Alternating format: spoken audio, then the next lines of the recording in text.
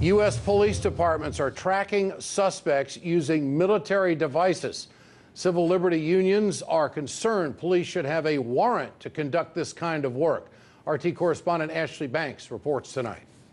At least 72 state and local law enforcement departments and 13 federal agencies across the nation are tracking suspects using technology developed for the military.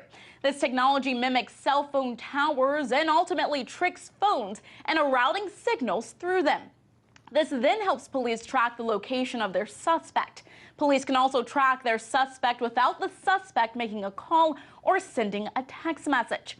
The main concern here is that the International Mobile Subscriber Identity Catcher, most commonly known as a Stingray, doesn't just capture data from suspects, but it's collecting data on people like you and me. The identity catchers also have the ability to obtain phone numbers from a person's cellular device and intercept phone calls and texts. Civil liberties unions say these types of devices are invasive, collecting information not only on intended targets, but on other innocent bystanders. I spoke with independent journalist Derek Brose, who broke the story in Houston about the Houston Police Department's use of the Stingrays.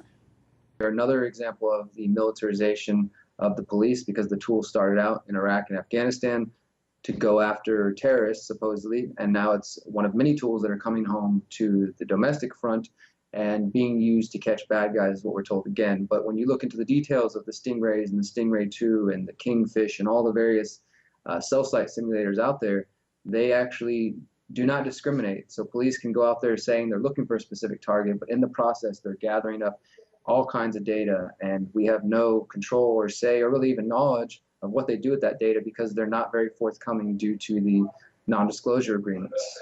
According to media reports, information about these devices is limited because departments that use them must sign a non-disclosure agreement overseen by the FBI. In addition, law enforcement has found ways to cover up the use of these identity catchers.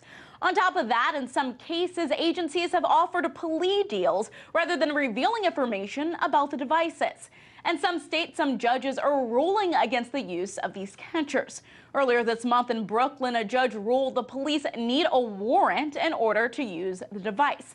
And back in September, a federal court ruled the use of the device without a warrant violates the U.S. Constitution, more specifically the Fourth Amendment. So we could see more of these rulings in the near future.